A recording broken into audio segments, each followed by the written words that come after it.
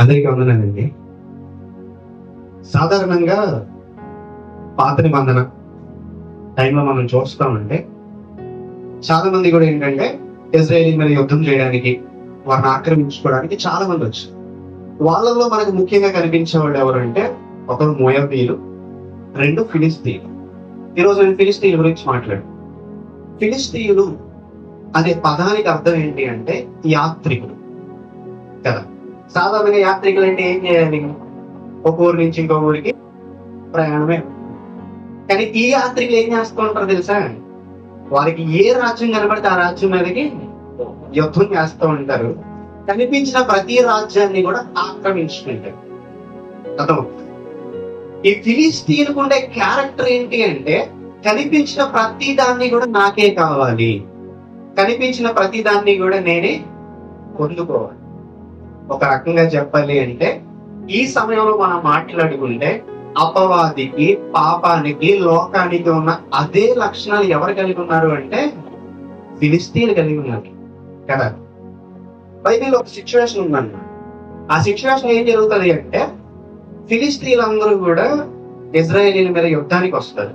యుద్ధానికి వచ్చినప్పుడు అందరూ పారిపోతూ ఉంటారు. ఒకరు మాత్రం ధైర్యంగా నిలబడి వాళ్ళతో యుద్ధం చేస్తారు. ఆ రోజు ఇజ్రాయేలీకి అతను ఏం చేస్తాడు అంటే రక్షణ తీసుకొస్తాడు. ఈ రోజు అదే ఫిలిస్తీయులు అనే పాపము, అదే ఫిలిస్తీయులు అనే లోకము, అదే ఫిలిస్తీయులు అనే అపవాది ఈ రోజు మన మీద ఏం చేస్తా ఉంది అంటే ఏలుబడి చేస్తా ఉంది. ఈ రోజు దాన్ని మనం ఎలా ఎదిరించాలి అంటే, అక్కడ వ్యక్తి ఏం చేశాడు అనేది మనం అర్థం చేసుకుని దాని ప్రకారం మనం నడిస్తే ఆటోమేటిక్ ఈ లోకాన్ని మనం జయించగలం కదా. అయితే ఒకసారి మీరు మీ జీవ గ్రంథాన్ని తెరిచినట్లయితే 2వ సమూయేలు గ్రంథము 23వ అధ్యాయము 9-10 వచనాలు. 2వ సమూయేలు గ్రంథం 23వ అధ్యాయము 9-10 వచనాలు. చదవండి అమ్మా. ఇతని తరువాతి వాడు దోదో కుమారుడైన ఎలియాజరు. ఇతడు దావీదు ముగ్గురు బలాఢ్యులలో ఒకడు. యుద్ధమునకు కూడి వచ్చిన ఫిలిస్తీయులు ఇజ్రాయేలీలను తిరస్కరించి ఇజ్రాయేలీలు వెళ్ళిపోగా ఇతడు లేచి చేయి తిమ్మిరుకొని కత్తి దానికి అంటుకొని పోవు వరకు ఫిలిస్తీయులను హతము చేయుచూ వచ్చెను. ఆ దినమున యెహోవా ఇజ్రాయేలీయులకు గొప్ప రక్షణ కలుగజేసెను. పట్టుకొనుటకు మాత్రము జనులు అతని వెంబడి వచ్చేది. చాలు. ఈ రెండు వచనాలండి. ఈ 2 వచనాల గురించి మనం ఈ రోజు మాట్లాడి ఏం జరుగుతుంది అంటే, ఫిలిస్తీయులంట వాళ్ళతో యుద్ధం చేయడానికి వచ్చారంట. అక్కడ ఉన్న వాళ్ళందరూ కూడా పారిపోయారంట. ఎలియాజరు మాత్రమే నిలబడి వాళ్ళతో యుద్ధం చేశాడంట. ఆ రోజు దేవుడు వారికి గొప్ప రక్షణ అనుగ్రహించాడంట. దేవుడు అంత గొప్ప రక్షణ అనుగ్రహించడానికి ఎలియాజరు ఏం చేశాడు అనేది ఒక 4 పాయింట్లు నేను చెప్తాను. సరే, మొట్టమొదటి పాయింట్ ఏంటి అంటే, అందరూ పారిపోతున్నా సరే ఒక్కడే నిలబడ్డాడు. అర్థమవుతున్నా? ఈ రోజు మనం ఒకసారి చూస్తా ఉంటే క్రైస్తవ విశ్వాసం ఎలా ఉంటుంది అంటే, నలుగురు నాతో పాటు ఉంటే నేను కూడా ఉంటాను. ప్రార్థనకి వెళ్ళాలనుకోండి, కుర్రోళ్ళు ఉంటారు. వీళ్ళు ఏం చేస్తారంటే, వాళ్ళ ఫ్రెండ్స్ ఎవరైనా వెళ్తున్నారో లేదో చూసుకుంటారు. వాళ్ళు వెళ్తున్నారు అనుకోండి, వాళ్ళతో పాటు వీడు కూడా వెళ్తాడు. కొంతమంది ఉంటారండి, వీడికి నచ్చిన ప్రార్థనకు వస్తుందా లేదా అనేది చూస్తాడు. మనవాడు వస్తుంది అనుకోండి, మనవాడు వెళ్తాడు. రావట్లేదు అనుకోండి, ఏం చేస్తాడు? కూర్చుంటాడు ఇంటికాడు. ఈరోజు మనకు మామూలుగా కనబడుతుంది. లేదు అంటే ఏదైనా సమస్య వచ్చింది అనుకోండి, ఆటోమేటిక్ గా వెనక్కి వెళ్ళిపోతుంటాయి. అయితే మనకు కొంతమంది జనం కనబడుతున్నారు అనమాట. మనం చూస్తుంటే మార్కు సువార్త 14వ అధ్యాయం 50వ వచనం. మార్కు సువార్త 14వ అధ్యాయం 50వ వచనం.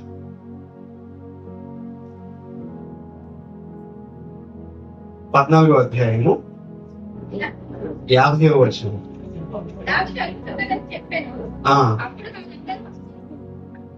అప్పుడు వారందరూ ఆయనను విడిచి పారిపోయేది. ఎవరంట? సాక్షాత్ యేసుక్రీస్తు శిష్యులే. ఆయనతో పాటు 3.5 సంవత్సరాలు ఉన్నారు. ఆయన చేసిన ప్రతి సేవలో వెనకాలే ఉన్నారు. ఎప్పుడైతే శోధన వచ్చిందో వాళ్ళు ఏం చేస్తా ఉన్నారంట, సాక్షాత్ యేసుక్రీస్తును వదిలిపెట్టేసి మాకు మా జీవితాలే కావాలని చెప్పి పారిపోయారు. ఈ రోజు మనం చూస్తూ ఉంటే ఒక దైవజనుడు రోడ్డు పక్కన శవమై ఆయనకి చంపేస్తారని తెలుసా? తెలుసు. 4 రోజుల నుంచి థ్రెట్స్ వస్తానే ఉన్నాయి. నువ్వు ఇలాగే ప్రకటిస్తూ ఉంటే నేను లేపేస్తా ఉంటున్నాను. అయినా సరే ఎందుకు వెళ్తున్నాడు ఆయన? అవసరం ఏముంది? కారణం ఏంటి అంటే, ఈ లోకంలో ఉండే పాపం కంటే కూడా తను నమ్ముకున్న దేవుడు గొప్పవాడు. అందరూ పారిపోతూ ఉన్నారంట. ఎలియాజరు మాత్రం నిలబడి ఉన్నాడు. ప్రతి ఒక్కరు కూడా ఎదురుగా పారిపోయి వెళ్ళిపోతూ ఉంటే నాకు తెలిసి అడగడే చెప్పండి, ఎక్కడ వెళ్ళిపోతున్నారు? బాబాయ్ మా ప్రాణాలు తీసేస్తారంటారు, మమ్మల్ని చంపేస్తారంట దొరికితే. ఇప్పుడు మేము ఏం చేయాలి? ప్రాణాలు కాపాడుకోవడానికి పారిపోవాలి. ఎలియాజరు కూడా పారిపోయాడు అనుకున్నాం. ఏం జరుగుతుంది అక్కడ? రక్షణ వస్తుందా? ఆయన చేస్తున్న పని ఏంటి అంటే, తన పక్కన ఉన్న వాళ్ళు తనతో పాటు ఉన్నారా లేదా అనవసరం. నా దేవుని కోసం నేను ఒక్కడిని నిలబడినా చాలు. దానియేలు గ్రంథంలో మనం చూస్తామంటే అక్కడ మనకి 4 వ్యక్తులు కనబడుతూ ఉంటారు. రెండు డిఫరెంట్ సిచ్యువేషన్స్ తీసుకుంటే అక్కడ అంతా ఒక రూల్ పెట్టారండి. ఈ 30 రోజులు కూడా ఎవరో దేవుడికి ప్రార్థన చేయకూడదు. ఒకవేళ ప్రార్థన చేస్తే ఆయన చంపేస్తాను అన్నారు. ఇప్పుడు వీళ్ళు ఏం చేయాలి? ఈ బాబాయ్ చంపేస్తారా, ఆ ప్రాణాలు పోతాయా, దేవుడు ప్రార్థన ఏమో వదిలేద్దాంలే అనుకునేవాడు చాలా మంది ఉంటారు. కానీ దానియేలు ఏం చేస్తాడు తెలుసా? కిటికీ తలుపులు తెరుచుకుని యెరూషలేము వైపు తిరిగి 2 చేతులు పైకెత్తి దేవుడికి ప్రార్థన చేస్తా ఉన్నాడంట. చూసిన వాళ్ళు బయటికి వెళ్ళిపోయారు. తీసుకెళ్లి సింహాల భూమిలో పడేస్తారు. సింహాలు ఏమైనా చేసినట్టని ఒక్క పిల్లలు వచ్చి మన పక్కన కూర్చుంటే చూడండి, అలా ఆయన చుట్టూ తిరుగుతున్నాయి అంటారు. ఏంటయ్యి? సింహాలు. శద్రక్ మేషక్ అబేద్నెగోను ఏమంటారంటే ఒక విగ్రహాన్ని నిలబెట్టి దానికి పూజ చేయమన్నారంట. వాళ్ళు ఒక్కరే వచ్చారా? ఇజ్రాయేలీలో చాలా మంది వచ్చారు. కానీ వీళ్ళ 3 మాత్రం ఏం చేస్తూ ఉన్నారంటే, నా ప్రాణం పోయినా పర్లేదు, నా దేవుడికి తప్ప వేరే వాడికి నేను మొక్కను. సిచ్యువేషన్స్ బట్టి కాంప్రమైజ్ అయిపోయి చాలా మంది ఉన్నారు. ఎవడో ఏదో అంటాడేమో, నన్ను చూసి ఎవడో ఏదో అనుకుంటారేమో, నవ్వుతారేమో అని చెప్పి ప్రార్థనకు మానేసేవాళ్ళు చాలా మంది ఉన్నారు. దేవుడు విడిచిపెట్టేసేవాళ్ళు చాలా మంది ఉన్నారు. కానీ గుర్తుపెట్టుకోండి, ఎవడున్నా లేకపోయినా నువ్వు దేవునిలో బలంగా నిలబడాలి. అగ్ని 7 అంతరాలు మండిందంట, కానీ వాళ్ళు బొచ్చు కూడా కాలిపోయారు. చుట్టూ కాలేసి నల్ల కూడా ఎవరికి రాట్లా. కారణం ఏంటి? వాళ్ళు నిలబడిన ధైర్యానికి దేవుడు మెచ్చుకుని ఆయనే కాపాడుతాడు. మనం గుర్తుపెట్టుకోవాల్సిన మొట్టమొదటి విషయం ఏంటంటే, అందరూ పారిపోతున్నా సరే ఎలియాజరు ఒక్కడే నిలబడ్డాడు. ఈ రోజు మన చుట్టూ మనం నమ్ముకున్న వాళ్ళందరూ ఉండొచ్చు, ఉండకపోవచ్చు. నా కుటుంబం అనే వాళ్ళు నాతో పాటు నిలబడొచ్చు, నిలబడకపోవచ్చు. కానీ దేవుని కోసం వాళ్ళు ఉన్నా లేకపోయినా నువ్వు నిలబడితే దేవుడు నీకు రక్షణ ఇస్తాడు. ఎందుకు ఈ రోజు పాపం మన మీద ఏలుబడి చేస్తా ఉంది? ఎందుకు అనారోగ్యం అనేది మన మీద ఏలుబడి చేస్తా ఉంది అంటే, నువ్వు దేవుని దగ్గర ఒంటరిగా నిలబడలేకపోతున్నావు. సిచ్యువేషన్స్ బట్టి కాంప్రమైజ్ అయిపోతున్నావు. కాబట్టి సిచ్యువేషన్స్ అనేవి వస్తూ ఉంటాయి, పోతూ ఉంటాయి, మారుతూ ఉంటాయి. అది ఎప్పుడు పడితే అప్పుడు మారిపోతూ ఉంటుంది. క్లైమేట్ లాంటిది అనమాట. సంవత్సరంలో కొంతకాలం ఒకలా ఉంటుంది, సంవత్సరంలో కొంతకాలం ఒకలా. మనిషి ప్రాబ్లమ్స్ కూడా అంతే, వస్తూ ఉంటాయి, పోతూ ఉంటాయి. కానీ ఎప్పటికీ మారండి ఎవరైనా ఉన్నారు అంటే కేవలం మనం నమ్ముకున్న దేవాది దేవుడే. ఆయన మీద విశ్వాసం వచ్చి మనం ముందుకు వెళ్ళిపోవాలి. ఎప్పుడైతే సిచ్యువేషన్స్ బట్టి మనం కాంప్రమైజ్ అయిపోతూ ఉంటామో ఆటోమేటిక్ గా మనం రక్షణ అనేది చూడండి. ఎందుకు భయం? దేవుడు మాట చెప్తున్నాడు. యెషయా గ్రంథము 41వ అధ్యాయం 10వ వచనం. యెషయా గ్రంథము 41వ అధ్యాయం 10వ వచనం. భూదిగంతమును నేను పట్టుకొని దాని కొనల నుండి పిలుచుకొనివాడా, నీవు నా దాసుడనియు.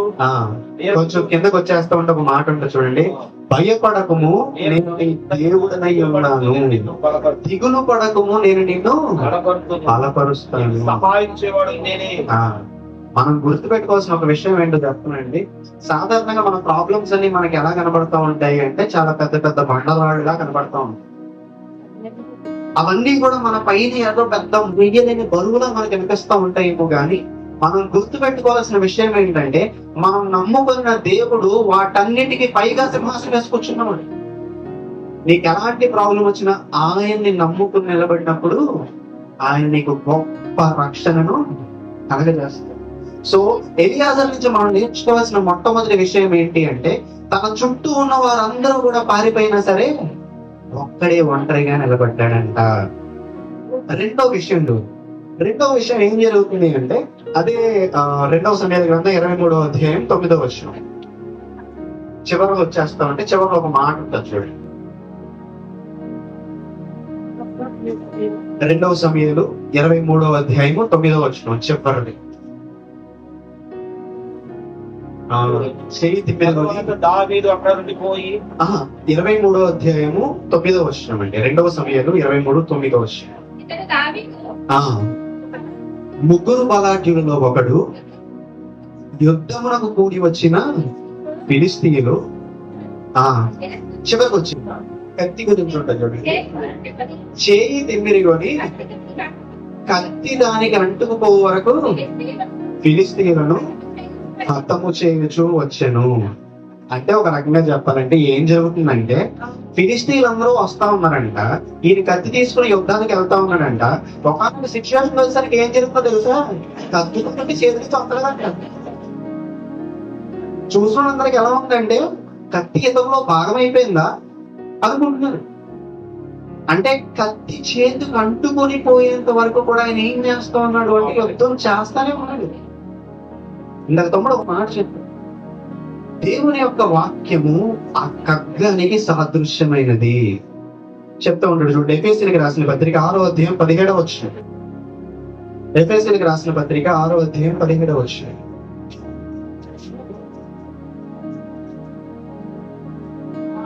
మరియు రక్షణ శిరస్త్రాణమును దేవుని వాక్యమును ఆత్మ ఖడ్గమును ధరించుకోవాలి. ఇక్కడ దేవుని యొక్క వాక్యం ఎలా ఉంది అంటే ఖడ్గమునకు సాదృశ్యముగా కనబడుతుంది.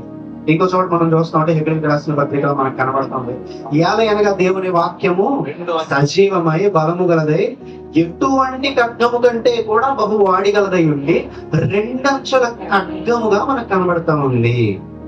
ఈ రోజు ఈ అర్థం నుంచి మనం నేర్చుకోవాల్సిన విషయం ఏంటి అంటే, దేవుని యొక్క వాక్యం అనేది మనలో ఒక భాగం అయిపోవాలి. ప్రతిరోజు ఆయన పాదాల దగ్గర మనం నేర్చుకున్న వాక్యం అనేది మనలో ఒక భాగం అయిపోవాలి. మనకు ఎలాంటి సిచ్యువేషన్ వచ్చినా, ఎలాంటి ప్రాబ్లం వచ్చినా దేవుని యొక్క వాక్యం అనేది మనతో మాట్లాడుతూ ఉండాలి. ఎప్పుడైతే దేవుని వాక్యము ఆయన మాటలు మనలో లేవో అప్పుడు మనకు కనిపించే సమస్య అనేది చాలా పెద్దగా కనబడతా ఉంటుంది. సాక్షాత్ యేసుక్రీస్తు దగ్గరకు వచ్చిందంట, అప్పుడు ఏం చేస్తా ఉందంట, ఈ రాళ్ళు ఉన్నాయి కదా, ఈ రాళ్ళు రొట్టెలు చేసుకుని తినే అంటున్నాడు. ఆలోచించండి, 40 రోజులు ఉపవాసం ఉండి ముందు ఆకలితో ఉన్నాడు ఎవడైనా. ఈ రోజు మనం అక్కడ ఉన్నాం అనుకోండి, ఏం చేస్తాం, పోతే పోయింది, ఆకలి తీరిపోద్ది కదా. దేవుడే చెప్పాడు కదా, ఈ రాళ్ళు రొట్టెలు చేసుకుని తినేద్దాం అనుకుంటాం. కానీ యేసుక్రీస్తు వారు చెప్తున్న మాట ఏంటో తెలుసా, దేవుని మాట నుంచి వచ్చే నోటి నుంచి వచ్చే ప్రతి మాట వలన మనిషి బ్రతుకుతాడు. అంటే వాక్యాన్ని ప్రయోగిస్తున్నాడు. మనుషుడు రొట్టె వల్ల మాత్రము కాదు కానీ దేవుని నోటి నుండి వచ్చి ప్రతి మాట వలన బ్రతుకుతాడు. ఇంకోసారి వచ్చి అంటారంట, ఎత్తైన ఒక కొండ మీద తీసుకెళ్లి ఈ లోకం ఉండే ప్రతిదాన్ని కూడా చూపించి ఇదంతా నీకు ఇచ్చేస్తాను, నువ్వు నాకేం చేస్తావు, సాగిరిపడు. డబ్బు వస్తుందంటే ఏం చేస్తావు చెప్పండి, పడిపోతాం. అది ఏం చెప్తే చేస్తాం. కానీ దేవుడు ఏం చెప్తున్నాడు తెలుసా, కేవలం దేవునికి మాత్రమే నువ్వు మొక్కాలి. ఎలా చెప్పగలుగుతున్నాడు ఆయన? కారణం ఏంటంటే చిన్నప్పటి నుంచి ఆయన నేర్చుకున్న వాక్యం అనేది ఆయనకి ఏం చేస్తా ఉంది అంటే అవసరమైనప్పుడు బయటికి వస్తూ. ఈ రోజు మనకి సిచ్యువేషన్ ఏర్పడినప్పుడు ఆ వాక్యం రాదండి. ఏం వస్తుంది చెప్పనా? ఈ రోజు మన శరీర భాగాలు ఏమైపోతున్నాయో చెప్పనా? దేవుడు చెప్తా ఉంటాడు. కొలస్సీయులకు రాసిన పత్రిక 3వ అధ్యాయం 5వ వచనంలో దేవుడు చాలా క్లియర్ గా చెప్తా ఉంటాడు. ఈ రోజు మన అవయవాలుగా ఏం మారిపోతున్నాయని చెప్తా ఉంటాడు. చూడండి, కొలస్సీయులకు రాసిన పత్రిక 3వ అధ్యాయం 5వ వచనం. కావున భూమి మీద ఉన్న మీ అవయవములను, అంటే భూమి మీద ఉండే మన అవయవములు ఏంటి అని దేవుడు చెప్తా ఉన్నాడు. అంటే చదువుతామా, అనగా జారత్వమును, అపవిత్రతను, కామాతురతను, దురాశను, విగ్రహాల అయిన ధనాపేక్షను చంపివేయదు. అంటే ఈ రోజు ఈ భూమి మీద మనలో ఏం కలిసిపోతున్నాయి? దేవుని వాక్యం కావాల్సిన ప్రదేశంలో ఏం కలుస్తున్నాయి అంటే విగ్రహారాధన అంట, దురాశ అంట, కామాతురత అంట, ఇంకేంటి అపవిత్రత. వాక్యం ఉండాల్సిన ప్రదేశంలో ఏముంటాయి? దురాశ ఉంటాయి. అని ఎలియాజరు చేసిన పని ఏంటో చెప్పనా? దేవుని వాక్యం అనే ఖడ్గాన్ని తనలో కలిసిపోయేంత వరకు యుద్ధం ఆపట్లేదంట. చూసిన అందరూ అనుకుంటారు, ఊరే ఎంతమంది చెప్పడానికి ఓపిక చావట్లేదు ఏంట్రా అంటే చావదు. కారణం ఏంటో తెలుసా? దేవుని వాక్యానికి సాదృశ్యమైన ఖడ్గాన్ని గట్టిగా పట్టుకుని వెళ్తా ఉన్నాడేమో, వచ్చినట్టు చంపుకుంటూ ఆ రోజు రక్షణ తీసుకొచ్చాడు. ఈ రోజు నీ మీద ఎందుకు పాపం నిలబడి చేస్తా ఉంది?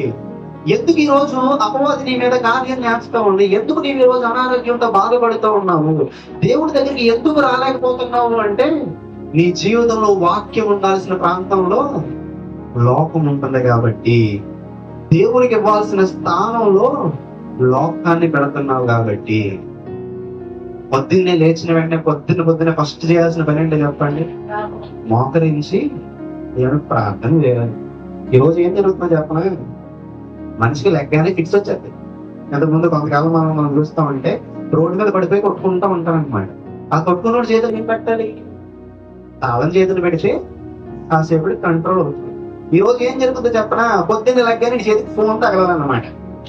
ఆ ఫోన్ తగలకపోతే మనకు మనశ్శాంతి ఉండదు, ఫిక్స్ వచ్చేది.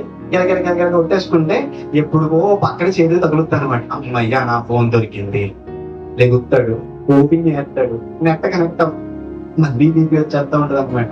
ఆయనకి ఏంటి అంటే మెసేజ్లు కనపడాలి, అప్డేట్లు కనపడాలి, స్టేటస్లు చూసుకోవాలి. మరి దేవుని వాక్యానికి ఏది ప్రాధాన్యత? దేవుని వాక్యం ఉండాల్సిన చేతిలో లోకం ఉంటుంది. లోకం ఉండాల్సిన ప్రతి దాన్ని కూడా మన చేతిలో పెట్టడం జరుగుతూ ఉంటే మన మీద పాపం ఏరిబడి చేయకపోతే ఇంకేం చేస్తాం చెప్పండి? నీ కోసం దేవాది దేవుడి సింహాసనాన్ని పరలోకాన్ని వదిలిపెట్టేసి కిందకు వస్తే కనీసం మంచంతో మోకాడలేకపోతున్నాం మనం.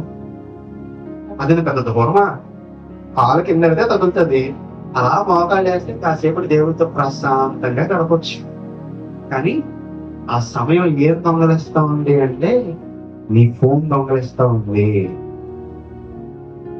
సమయానికంట వాళ్ళమ్మ పాలిస్తూ దేవుని వాక్యాన్ని చెప్పాడంట. ఈ రోజు ఏం చెప్తా ఉన్నారు చెప్పండి? ఏడుతాడా? ఆ ఫోన్ ఓపెన్ చేసి, ఆ యూట్యూబ్ ఓపెన్ చేసి ఎదురు పెట్టేయండి. ఆ ఫోన్ లాక్కున్నాం అనుకోండి, ఇల్లంతా కల్లం అయిపోతా ఉంటది. కారణం దేవుని వాక్యం నేర్పించాల్సిన స్థానంలో ఫోన్ని పెట్టేస్తాం కాబట్టి. ఒకవేళ మనం అలా ఉంటే మనల్ని మనం మార్చుకోవాలి. దేవునికి వాక్యానికి ఇవ్వాల్సిన ప్రాధాన్యత లోకంలో దేనికి ఇవ్వకూడదు. మొట్టమొదటి ప్రాధాన్యత దేనికి ఇవ్వాలి అంటే కేవలం దేవత దేవునికి మాత్రమే ఇవ్వాలి. ఆ ప్రాధాన్యత ఎలియాజరు దేవుడికి ఇచ్చాడు కాబట్టి లోకంలో ఉండే ఫిలిస్తీయుల వలన జనాన్ని ఏడిపించడానికి అని చెప్పి నిలబడ్డాడు కాబట్టి వాళ్ళని జయించగలిగాడు. మూడో విషయం చెప్తా చూడండి. అదే 10వ వచనంలోకి మనం వస్తూ ఉంటే సమయాల గ్రంథం 2వ సమయాల గ్రంథం 23వ అధ్యాయం 10వ వచనం. క్షమించాలండి, 9వ వచనం ఇంత చదివింది. చివరికి వచ్చాను 9వ వచనం చివర. అతను కత్తి పట్టుకుని చేతికి అంటుకుపోయిందని ఉంటుంది. చెయ్యి తిమ్మిరికొని కత్తి దానికి అంటుకొని పోయే వరకు ఫిలిస్తీయులను అతము చేస్తూ వచ్చాను. ఈ రోజు ఇతని నుంచి మనం నేర్చుకోవాల్సిన మూడో విషయం ఏంటి అంటే అందరూ చచ్చిపోయే వరకు ఆయన నిలబడే ఉన్నాడంట. అర్థమవుతుందా? ఇది కాసేపు యుద్ధం చేసి ఆపేయలేదు. ఫిలిస్తీయులందరినీ కూడా జయించే వరకు కూడా ఆయన ఏం చేస్తా ఉన్నాడంటే నిలబడే ఉన్నాడు. అందుకే దేవుడు ఒక మాట ఉంటుంది, అంతం వరకు సహించేవాడు మాత్రమే రక్షణ పొందుతాడు. కడ వరకు, చివరి వరకు, పరలోక దేవుని యొక్క రాజ్యం మన దగ్గరికి వచ్చేంత వరకు కూడా నిలబడి ఉంటే తప్ప నీకు రక్షణ రాదు. ఈరోజు మనం ఎలా ఉంటామంటే, నేను కరోనా గుర్తుందా? కరోనా వచ్చినప్పుడు యూట్యూబ్ లో షార్ట్స్ వస్తూ ఉండే అన్నమాట. దాని గురించి చాలా కామెడీగా చేస్తూ ఉండేది. అందులో ఒక షార్ట్ నాకు బాగా గుర్తుండిపోయింది. ఏంటంటే ఒకడు మార్కెట్కి వెళ్తా ఉంటాడు. వాళ్ళ అమ్మ ఏమంటదంటే, ఒరే బయటకు వెళ్తున్నావు కదా, మాస్క్ పెట్టుకుని వెళ్ళరా అంటే, వాడు అంటాడు, మాకు మాస్క్ ఎందుకు, జిమ్ బాడీ చూసాడు ఎలా ఉన్నాడు. కరెక్ట్ గా కొలుపు దగ్గర చేసేసరికి బయట ఎవరో తగ్గుతాడు అనమాట. అంతే, మనోడు బాత్రూమ్ దగ్గర వెళ్ళి కూర్చొని తలస్నానం చేసేస్తా ఉంటాడు. కారణం ఏంటి? భయం. పొరపాటు బయటికి వెళ్తే ఎక్కడ కరోనా వచ్చేద్దేమో అని. మనం కూడా ఎలా ఉంటుందో తెలుసా, వాడికిలానే నాకేం జరుగుతుందిలే అని చెప్పి బలంగా నిలబడతాం. ఒకటో రెండో దెబ్బలు గట్టిగా పడేసరికి ఏ బాబోయ్ ఎందుకు వచ్చింది, నా పని నేను చూసుకుంటాను, ఎవడొస్తే ఏంటి రాకపోతే ఏంటి, నా పని నాది అని చెప్పి ఆగిపోయేవాళ్ళు చాలా మంది ఉంటారు. ఈయనేం చేస్తా ఉన్నాడు చెప్పనా, ఫిలిస్తీన్లు వస్తానే ఉన్నారంట. ఎంతమందిని చంపాడని లెక్క రాయలేదు, కానీ వచ్చిన వాళ్ళందరినీ కూడా ఆయన ఎదిరించాడని మాత్రం మనకు అర్థమవుతుంది. ఈ రోజు అపవాది పెట్టే శోధనలు 1, 2 కాదు, అవి వస్తానే ఉంటాయి. ఒకదాని తర్వాత ఒకటి, ఒకదాని తర్వాత ఒకటి, ఒకదాని తర్వాత ఒకటి వస్తానే ఉంటాయి. కానీ మనం ఏం చేయాలి అంటే అంతం వరకు కూడా నిలబడగలగాలి. ఒక దైవజనుడు కనబడుతూ ఉంటాడు, ఎంత ధైర్యంగా చెప్తానంటే ఆ మాట. 2వ తిమోతి పత్రిక 4వ అధ్యాయం 7వ వచనం. 2వ తిమోతి పత్రిక 4వ అధ్యాయము 7వ వచనం.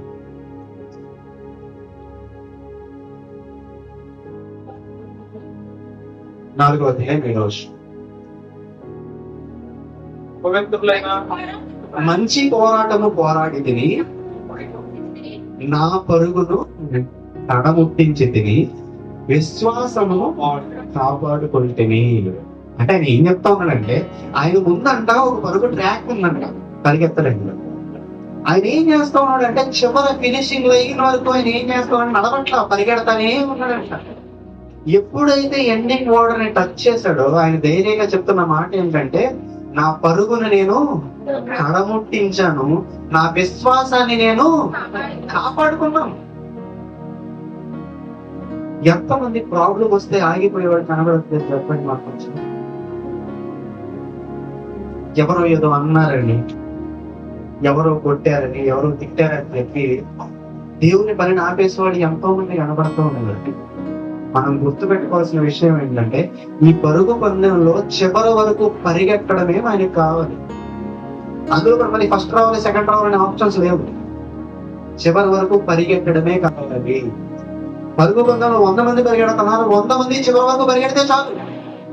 కానీ మనం ఏం చేస్తా ఉన్నాం తెలుసా, మధ్యలో ఆగిపోతున్నాం. నాకు ఎప్పుడు బాగా ఇష్టమైన మాట్లాడుతున్నాను, మన సహోదరులు ఎవరైతే మనతో ప్రార్థనకు వచ్చేవారు ఉన్నారో వాళ్ళందరూ కూడా మనతో పాటు దేవుని రాకడ టైంలో ఒకరు మొహాలు ఒకరు చూసుకుని ఆనందంగా ఏం చెప్పాలో తెలుసా, చివరి వరకు మనం నిలబడిపోయినా అని చెప్తే ఎంత బాగుంటుంది చెప్పు. అలా కాకుండా నువ్వు బాగానే పరిగెత్తావు కానీ నేను మధ్యలో ఆగిపోయాను రా అంటే ఎంత రెండింటి డిఫరెన్స్ అర్థమవుతుందా. మనం పరిగెత్తడమే దేవునికి కావాలండి. నువ్వు ఫస్ట్ రావాలి, సెకండ్ రావాలి దేవునికి అనవసరం. నీ పరుగుని కడముట్టించడమే దేవునికి కావాలి. అంతం వరకు సహించేవాడు మాత్రమే రక్షణ పొందుతాడు. మధ్యలో ఆగిపోయినోడికి ఎలాంటివి ఉండదు. అలాంటి వాళ్ళకి ఏముంటది తెలుసా, కఠిన కారాగారం ఉంటుందంట, తీసుకెళ్ళి నరకంలో వేస్తాం. ఇక్కడ ఎలియాజరు చేసిన గొప్ప పని ఏంటి అంటే, ఎంతమంది వస్తారు నాకు అనవసరం, ఎంతమంది శత్రువులు నా దగ్గరికి వస్తారని నాకు అనవసరం. నేను చేయాల్సిన పని ఏంటో తెలుసా, నేను చివరి వరకు కూడా నిలబడాలి. నాకు ఇచ్చిన పనిని నేను కడముట్టిస్తే ఆటోమేటిక్ గా దేవుడు ఇవ్వాల్సిన రక్షణని ఆయన ఇచ్చేస్తాడు. అలాంటి పరుగు మనం పరిగెత్తాలి. కాలికి రాయి తగ్గిందని, ఇంకోటి ఏదో జరిగిందని చెప్పి పక్కన కూర్చుంటే పనవలు గుర్తుకుంటైనా సరే పోవాల్సిందే దేవుడికి. మనం గుర్తుపెట్టుకోవాల్సిన 3వ విషయం ఏంటంటే, ఎంతమంది వచ్చినా సరే కడ వరకు నిలబడిన వాడికి మాత్రమే రక్షణ. అలా నువ్వు నిలబడలేకపోతున్నావు కాబట్టే పాపం ఈ రోజు నీ మీద ఏలుబడి చేస్తా ఉంది. అలా నిలబడలేకపోతున్నావు కాబట్టే ఈ రోజు అపవిత్రత, ఈ లోకం ఏదైతే ఉందో అది మన మీద ఏలుబడి చేస్తా ఉంది. చివరికి ఒక మాట చెప్పి నేను ముగింపు చేస్తాం. 4వ విషయం ఏంటో చెప్పనా, ఇలా ముందు కొంతమంది పారిపోతూ ఉన్నారు కదా, ఇజ్రాయేలీయులు అందరూ ఎప్పుడైతే శత్రువులను చూసి పారిపోతూ ఉన్నారు, వాళ్ళందరూ కూడా ఏం చేస్తున్నారంట, ఈయన యుద్ధం ముగించిన తర్వాత ఈయన వెనకాల నడిచి వస్తున్నారంట. ఎందుకు? మరి జయించేశాడు కదా, జయించిన తర్వాత ఆడ కొన్ని డబ్బులు ఉన్నాయి కదా, మరి తీసుకోవాలంటే ఏం చేయాలి, పారిపోతే దొరుకుతాయా? ఏం చేయాలి? మళ్ళీ మూసుకుని వెనకాల నడుచుకుంటారు.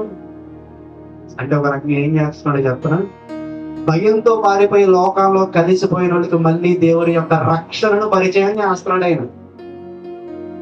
అర్థమవుతుందా? దేవుని యొక్క వాక్యాన్ని చేత పట్టుకుని వెలుగులో నడుచుకుంటూ ఎంతమంది దొరికితే అంతమందిని చంపేసిన తర్వాత ఈయన చూపించిన వెలుగులో ఆయన ఆ మిగిలిన వాళ్ళందరూ ఏం చేస్తా ఉన్నారు అంటే కేవలం దోపుడు సొమ్ము ఏరుకోవడానికి మాత్రం వస్తున్నారంట. చెప్పా కదా, మన చుట్టూ చాలా మంది మనతో ప్రారంభం అవుతారు.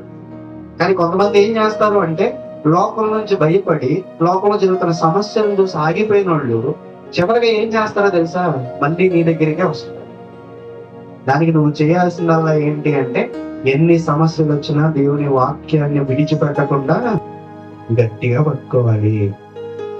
మత్తయి సువార్తలో మాట చూడండి. దానికంటే ముందు కీర్తనల గ్రంథం 119వ అధ్యాయము 105వ వచనం. కీర్తనల గ్రంథము 119వ అధ్యాయము 105వ వచనం. నీ వాక్యము నా పాదములకు దీపమును నా త్రోవకు వెలుగునై ఉన్నది. ఇక్కడ ఎలియాజరు చేస్తున్న పని ఏంటి అంటే ఎప్పుడైతే ఫిలిష్తీయులు అనే చీకటి వాళ్ళ మీదకి వస్తూ ఉందో, వాళ్ళని కమ్ముతూ ఉందో, ఈయన ఏం చేస్తా ఉన్నాడు అంటే దేవుని వాక్యం అనే ఖడ్గాన్ని చేత పట్టుకుని ముందుకు నడుచుకుంటూ వెళ్తాము. ఎప్పుడైతే దేవుని యొక్క వాక్యాన్ని మనం గట్టిగా పట్టుకుంటామో ఆ దేవుని వాక్యం ఎలా ఉంది అంటే మన పాదములకు దీపమును మన త్రోవకు వెలుగై ఉన్నదంట. ఆ దారి కనబడక ఇశ్రాయేలీయులందరూ ఏం చేస్తా ఉన్నారు అంటే భయం వేసి చీకట్లో పారిపోతూ ఉన్నారు. వెనకాలకి శత్రువులు వస్తుంటే వాళ్ళకి భయపడి వెన్ను చూపి పారిపోతూ ఉంటారు. కానీ ఎప్పుడైతే ఎలియాజరు వాక్యం అనే ఖడ్గాన్ని చేత పట్టుకుని ముందుకెళ్లి ఫిలిష్తీయులందరినీ చంపాడో అదే జనం ఏం చేస్తా ఉన్నారు అంటే ఆయన వెనకాలే వస్తా ఉన్నారండి. అందుకే మత్తయి సువార్తలో మాట అంటాడు, ఈ కొండ మీద నుండి పట్టణము మరుగై ఉండనేరదు. అది ఏం చేస్తా ఉంటదంటే పైన ప్రతి చుట్టూ ఉన్న వాళ్ళకి వెలుగిస్తా ఉంటదండి. చూస్తా ఉంటే మత్తయి సువార్త 5వ అధ్యాయం 16వ వచనం. మత్తయి సువార్త 5వ అధ్యాయం 16వ వచనం. మనుషులు నీ సత్క్రియలు చూసి పరలోకమందున నీ దేవుని మహిమపరిచినట్లు వారి ఎదుట నీ వెలుగును ప్రకాశింపనీయుడి. అయితే ఇంకా కొంచెం కిందకు వచ్చేస్తా ఉంటే చెప్తా ఉంటాడు, కొండ మీద నుండి పట్టణము మీరు లోకమునకు వెలుగై ఉన్నారు, కొండ మీద నుండి పట్టణము మరుగై ఉండనేరదు. చాలండి. అంటే ఇక్కడ ఏం జరుగుతుంది అంటే దేవుని యొక్క వాక్యంని మనం ఎప్పుడైతే పట్టుకుని నిలబడతామో దూరంగా పారిపోయిన వాళ్ళందరూ ఏం చేస్తారంటే మన వెలుగు దగ్గరికి మళ్ళీ చేరుకుంటారు. మనల్ని దారిలో విడిచిపెట్టేసి పారిపోయిన వాళ్ళందరూ ఏం చేస్తారంటే మనం తీసుకొచ్చిన రక్షణను చూసి మళ్ళీ మన దగ్గరికే చేరుకుంటారు. అదే ఎలియాజరు చేస్తున్న పని. అంతం వరకు సహించాలి. దేవుని యొక్క వాక్యాన్ని చేత పట్టుకొని నిలబడి. చివరి ఒక మాట చెప్తాను, ఇక్కడ ఎలియాజరు ఎవరికి సాదృశ్యంగా ఉన్నాడో చెప్పనా? సాక్షాత్తు యేసుక్రీస్తుకి సాదృశ్యంగా ఉన్నాడు. నేను నిలబడతానని చంపేస్తానన్న విషయం యేసుక్రీస్తు తెలుసా?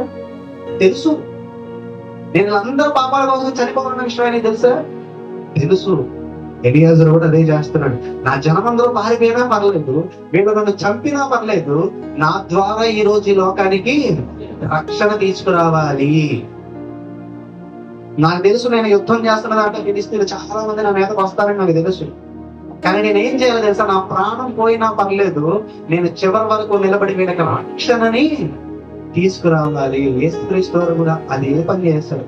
నన్ను చంపేస్తారు, నన్ను శోధనలు కడతారు, నా చేతులు మేకలు గుచ్చుతారు, అయినా నాకు అనవసరం. నా ప్రాణం పోయినా పర్లేదు, వీళ్ళందరికీ రక్షణని పరిచయం చేయాలి. ఇదే త్రోవలో ఈరోజు క్రైస్తవులు అందరూ నడవాలి. ఈ 4 విషయాలు ఎప్పుడైతే మనం చేస్తా ఉన్నామో ఫిలిష్తీయులు అనే పాపం మీద, ఫిలిష్తీయులు అనే లోకం మీద మనం విజయాన్ని సాధించగలుగుతాము. మన చుట్టూ ఉన్న వాళ్ళు మనతో ఉన్నా లేకపోయినా అనవసరం, మనం నిలబడాలి. దేవుని యొక్క వాక్యం మన జీవితంలో కలిసిపోయేంతగా మనం పోరాడాలి. ఎంతమంది వచ్చినా పర్లేదు, అంతం వరకు మనం సహించాలి. చివరిగా దేవుని యొక్క వాక్యాన్ని, ఆ వెలుగుని ప్రతి ఒక్కరికి కూడా పరిచయం చేయాలి. ఈ పని చేస్తే లోకం ఏం సంపాదించుకుంటామో తెలుసా? మొట్టమొదటిగా చెప్పాలి అంటే ఈ లోకం మనకి వ్యతిరేకం అయిపోతుంది కదా. ఈ 4 విషయాలు చేసినందుకు ఒక వ్యక్తిని చంపేసి రోడ్డు పక్కన పడేశారు ఈ రోజు. కొన్ని లక్షల మందికి వాక్యాన్ని ప్రకటించిన వ్యక్తి అనాథగా ఉండిపోయాడు. ఆయనకు అనవసరం దేవుని వాక్యాన్ని చేతపట్టుకుని నేను చివరి వరకు నిలబడాలి. ఎప్పుడైతే అలా నిలబడతానో నా కోసం ఒక నీతి కిరీటము ఉంచబడుతుంది. ఈ రోజు మనందరి జీవితానికి కూడా ఇది ఒక మాదిరి.